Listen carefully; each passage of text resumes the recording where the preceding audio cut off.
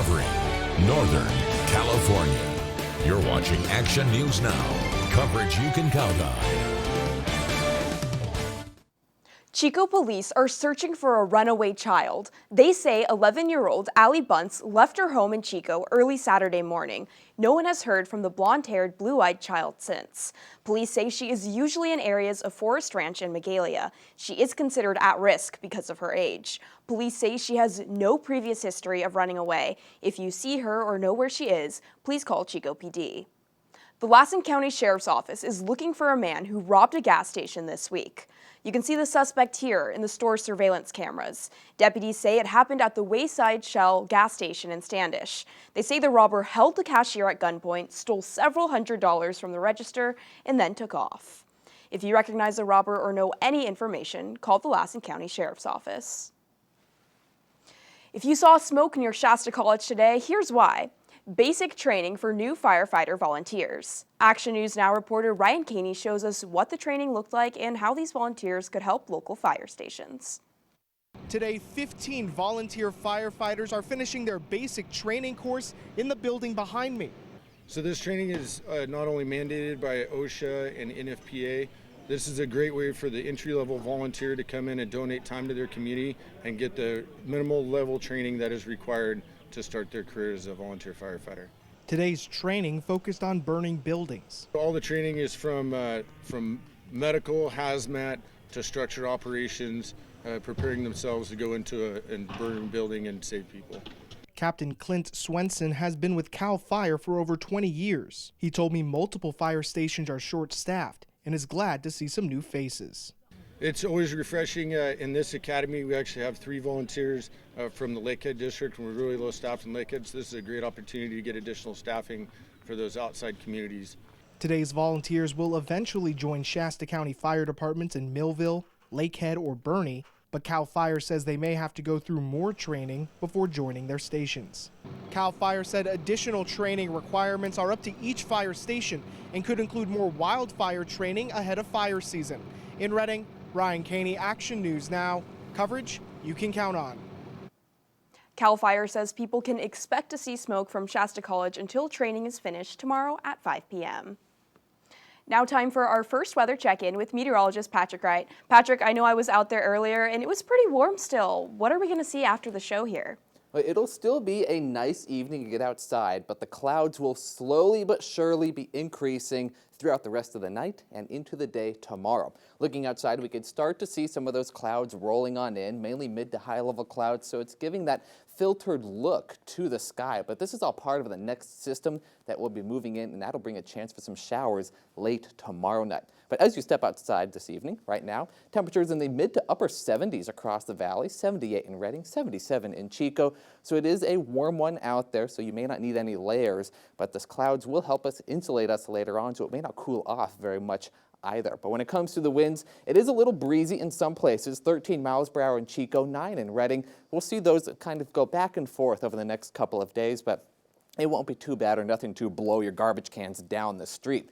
Now, one thing we are watching is the satellite imagery. This is as the clouds slowly shift on their way into Northern California, and this is all associated with a system well off into the Pacific. And I really like this satellite image because it shows a perfect low pressure system out there. You can play a game of find the cold front, and it is not very hard to do with just hovering right along here, that edge of clouds. That's going to be the system that brings us the rain coming up tomorrow night. I'll break down how much rain we'll get and how long it'll last in my forecast in just a few minutes. Thanks, Patrick. A man suspected of starting a fire in Oroville on Thursday is now in custody. Firefighters quickly put out a grass fire at Grand Avenue and 2nd Street in Oroville on Thursday afternoon. CAL FIRE says the suspect, Joseph Burke-Gilpin, was caught on a security camera starting the fire. They later found him inside a nearby gas station in the act of shoplifting with a dagger under his sweatshirt. Officers say it turns out he was already on probation for arson in Sacramento County. Burke-Gilpin was booked on felony charges of arson and carrying a concealed dagger. His bail is set at $90,000. The Whitlow fire is continuing to burn in Siskiyou County. CAL FIRE says the fire broke out late Friday night near Bear Mountain Road northwest of Pondosa. Crews have slowed down its spread, keeping it to just 10 acres. No evacuations have been ordered for the fire. and CAL FIRE is still trying to figure out what sparked it. Fire crews knocked down a large building fire today. CAL FIRE says the fire broke out near Live Oak Road in Red Bluff early this morning. They were able to stop it from spreading to any other buildings and were on the scene mopping up for hours.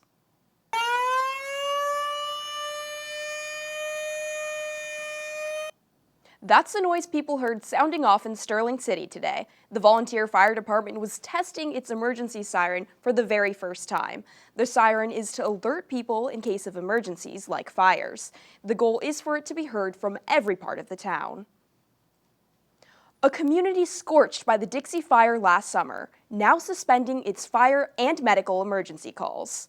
The Chester Fire Department announced Friday that they no longer will be answering calls or 911 calls. Fire or 911 calls. They say it's because of challenges with securing liability insurance due to high prices. For now, neighboring fire departments and CAL FIRE will cover the calls.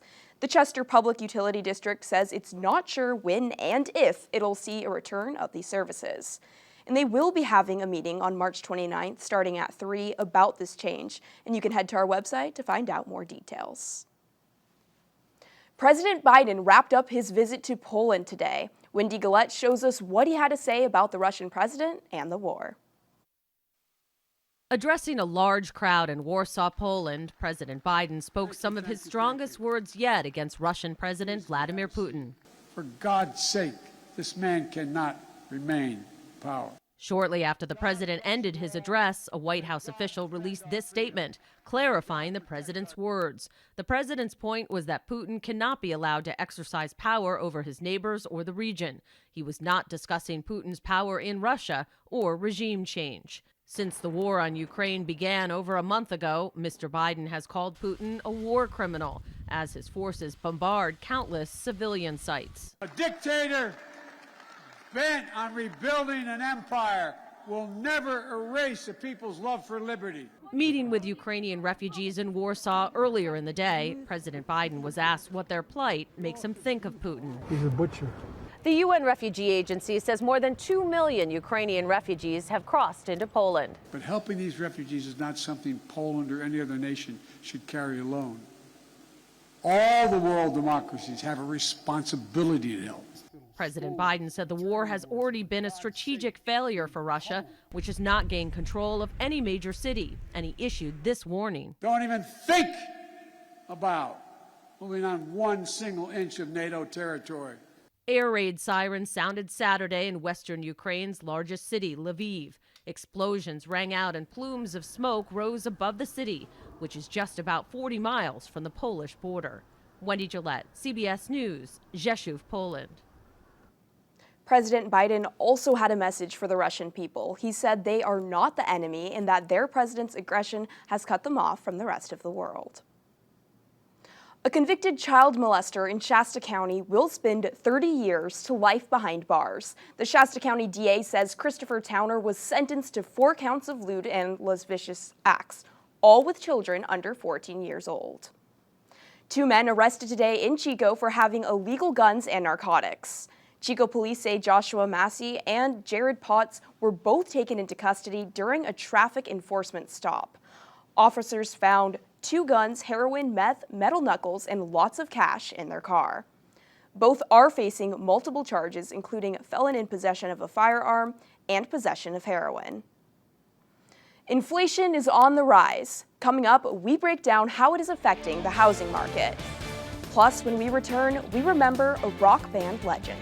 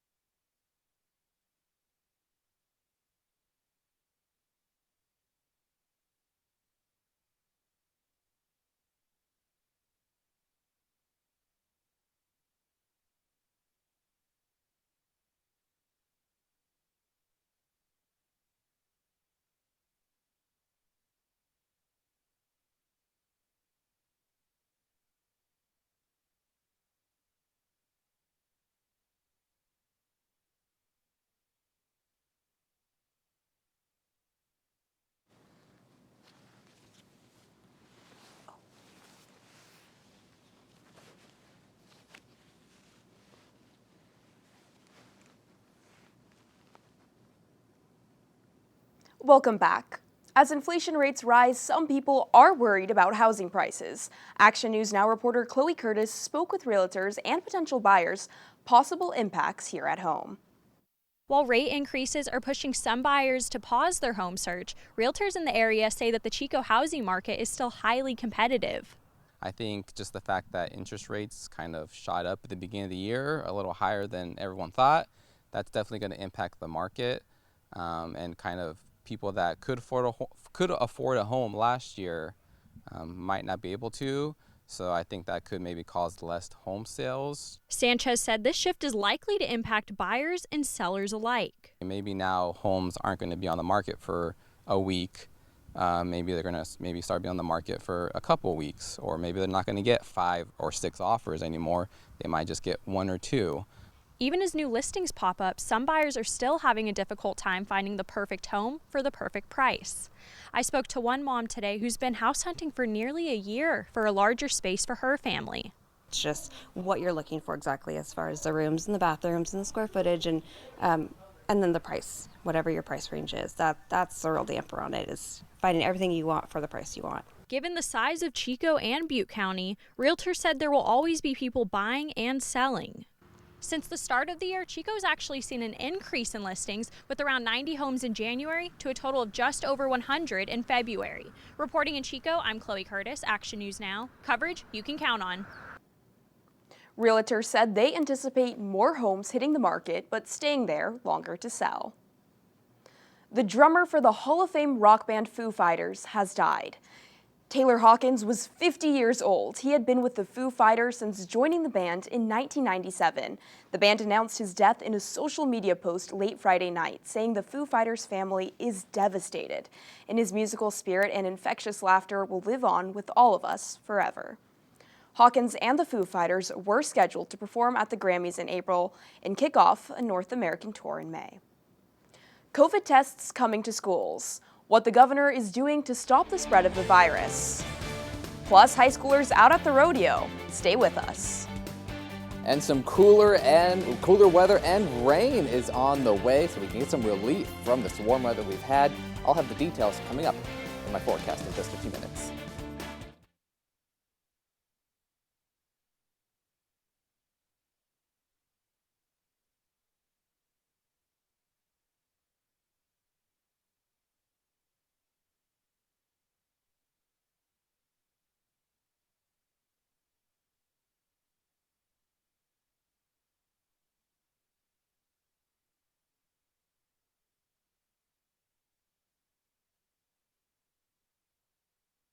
Can we give Patrick like 3:30? 30? 3:45? Yeah. Cool.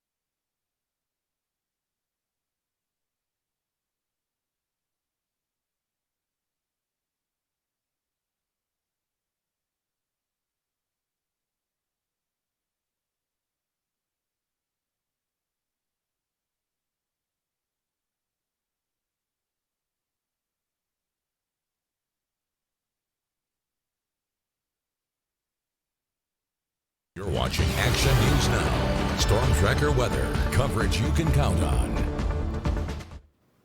Take a look at that bright blue skies out by Turtle Bay today in Redding. What a beautiful day, clear skies. Now we have meteorologist Patrick Wright joining us. Patrick, I know we've all been enjoying this warmer weather, but are we expecting to finally see some spring showers? We actually are, and it'll be a nice relief across Northern California as we haven't had a lot of rain this winter. We're starting to see the edge of that system beginning to roll on in with some mid to high level clouds. You can tell there are those mid to high level clouds because Mount Shasta is completely visible. So the clouds are staying well above the mountaintop there. And we'll continue to see those build in overnight tonight and last throughout the day tomorrow. So as I mentioned, clouds building up tonight. Showers will be arriving though by tomorrow evening. So if you have any outdoor plans, get them done during the early morning hours and the afternoon hours, because by tomorrow night you will have some rain arriving. But then we have cooler temperatures coming in with this system and some showers arriving by continuing throughout the day on Monday. Now temperatures for tomorrow around the region not looking too bad. They're going to be cooler than what we've had for the last couple of days. Out towards the coastal mountains, mid-60s for highs, and towards the Mount Sierra and Southern Cascades, mid-50s to mid-60s, depending on your elevation, with some clouds still hanging around, and we are cooling off, as I mentioned, so temperatures are on their way down, so your energy bills will have at least a little bit of a break for at least a couple days. Now, when it comes to the ridge, temperatures are in the mid-50s or upper 50s down to the mid-60s in lower elevations, and cloudy conditions will be the main factor for tomorrow. So if you want to do some yard work, it's not a bad day to do something outdoors because you don't have the direct sunlight. Temperatures will be in the lower 50s for tonight, as we will have those clouds sticking around that will keep us a little warmer than what we've had for the last couple of nights. But temperatures tomorrow in the valley, low 70s for highs, and same thing for the mid-valley. About 50 degrees this evening to mid-50s in some of the higher elevations around Oroville, but then temperatures tomorrow, low 70s for highs. Now this is about a 10-degree drop compared to what we've seen today, and especially the last few days, and we'll see that downward trend continue. Now looking at the chance for precipitation.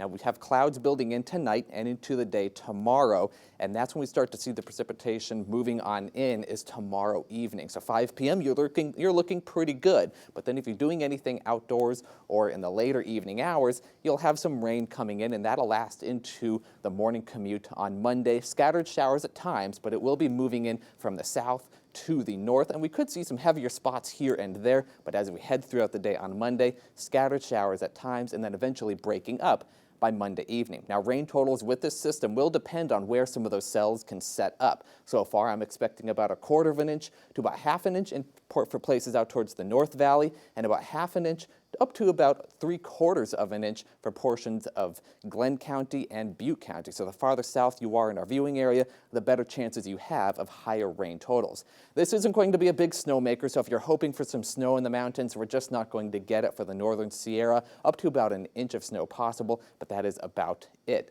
Now the next couple of days after Monday, we will be drying out and in some cases clearing out, as by Friday the sun comes back out and temperatures are rebounding back up to about the 80-degree mark. So when it comes to your energy forecast, you may not have to turn on the AC for at least Sunday and Monday, but then Tuesday and Wednesday you will see temperatures jumping back up to the mid-70s, and the sun will be coming back out. So you may have to kick on your air conditioning at that point, but you get a little bit of relief. Now when it comes to the next 7 days though, mid-60s for highs on Monday, down back up to the mid-70s by Tuesday and Wednesday, but then Thursday, Friday, we inch ourselves back up to the 80-degree mark. Breezy conditions are coming in for the end of the week. We'll have to watch the direction of that, as it could be a dry northerly wind. But then for the Redding area, we do approach the 80-degree mark and pass it in some cases, so that'll be something to watch. But 80 degrees is not far away as we have this brief break to start the work week.